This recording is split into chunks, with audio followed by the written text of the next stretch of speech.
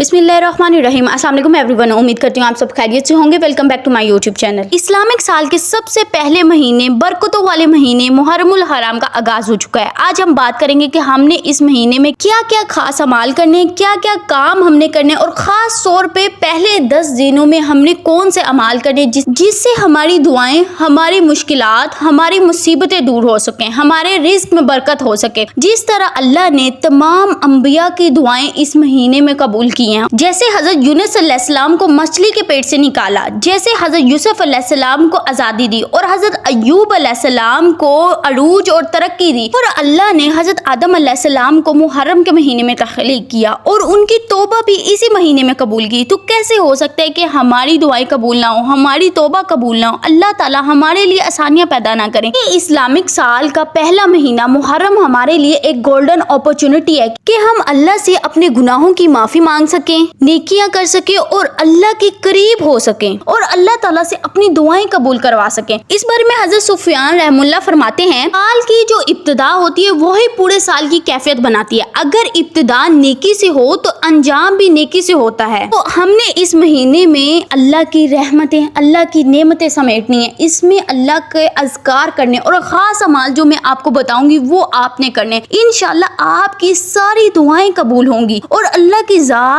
आपको अपने खजानों से नवाजेंगी इंशाल्लाह। और मुहर्रम को अल्लाह का महीना कहा गया है तो जाहिर है कि ये महीना अल्लाह की जात को बहुत ही महबूब है। तो सोचिए जरा, जो शख्स इस महीने में खास तौर पे अल्लाह को पुकारेगा, एहतमाम करेगा, नवाफिल अदा करेगा, अज़कार करेगा, तो वो शख्स, वो बंदा अल्लाह को कितना महबूब होगा और अल्लाह की जात कैसे हो सकता है कि उसकी दुआएं कबूल ना करें। तो अब मैं आपको खास अमाल बताने लगी हूँ जो आपने मुहर्रमुल हराम के महीने में करने और खास तौर पे पहले 10 दिनों में करने। आप इनको नोट कर लीजिए और आपने इनको डेली अपनी रूटीन में शामिल करना है। सबसे पहले इस महीने में आपने गुनाहों से बचना है, क्योंकि जब आप गुनाह नहीं कर रहे होंगे और साथ साथ आप अल्लाह को पुकार रहे होंगे तो आपकी दुआएं उतनी जल्दी कबूल होंगी। आपने गानों से, गीबत से, बदनजरी से और गालिम गलौज से बचना है। और सेकंड काम जो आपने करना है, आपने बावजू रहने की कोशिश करनी है। जब आप बावजू होंगे तो आप गुनाहों से, गीबत से, झूठ से बचे रहेंगे। फिर जो थर्ड काम आपने करना है, आपने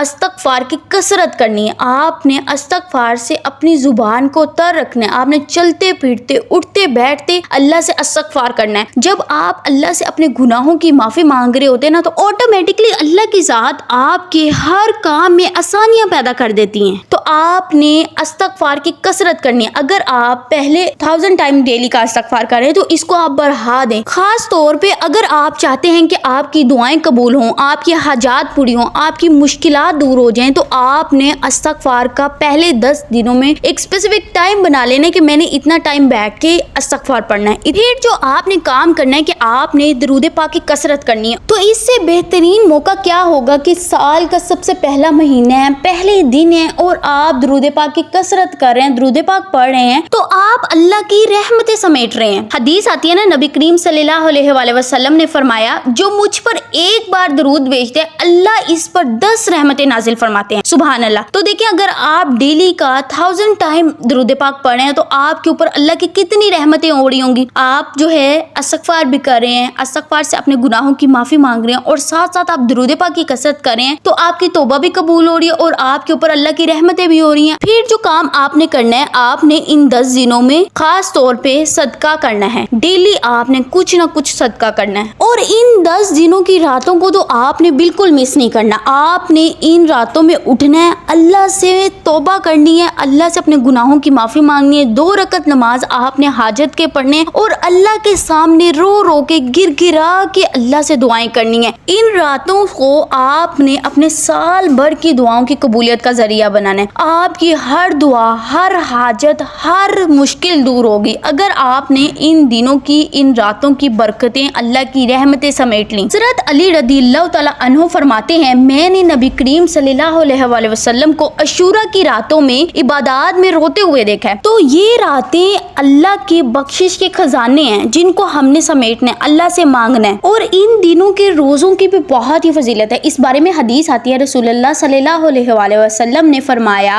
रमजान के बाद सबसे अफजल रोजे अल्लाह के महीने मुहर्रम के हैं। अगर आप इन सारे दिनों के रोजे नहीं रख सकते तो आपने अशूरा के दिनों के रोजे लाजमी रखने हैं। जिसमें 9 और 10 मुहर्रम या 10 और 11 मुहर्रम के रोजे रखने का हुक्म है। लास्ट में खास वज़ाइफ हैं जो आपने इन 10 दिनों में लाजमी करने हैं। अगर आप जॉबलेस हैं, आप अपने रिस्क में बरकत चाहते हैं, अपने रिस्क में कुशादगी चाहते हैं, तो आपने इन 10 दिनों में या अल्लाहू या रज़ाकू या फताहू पढ़ना है। आप इसको किसी भी फर्ज नमाज के बाद अव्वल आखिर 3 बार दरूदे इब्राहिमी पढ़ने के बाद या अल्लाहू या रज़ाकू या फताहू को 100 बार पढ़ना है। और अगर आप अच्छा रिश्ता चाहते हैं या आपके रिश्ते में रुकावटें आ रही हैं, आप उसके लिए परेशान हैं, तो आपने किसी भी फर्ज नमाज के बाद या खास तौर पे अगर आप इसको तहज्जुद में करें तो ये आपके लिए बहुत ही बेस्ट साबित होगा। तो आपने अव्वल आखिर 3 बार दरूदे इब्राहिमी के बाद या लतीफू या खबीरू को 313 बार पढ़ना है। अल्लाह को रो रो के पुकारे, अल्लाह से अपनी दुआएं कबूल करवाएं। और अल्लाह को बहते हुए आंसुओं से पुकारने की मैं आपको एक बड़ी वजह बताती हूँ। जो आपकी 99 खूबियों को छोड़कर आपकी एक गलती को पकड़ लेते हैं वो इंसान है, और जो आपके 99 गुनाहों को छोड़कर आपकी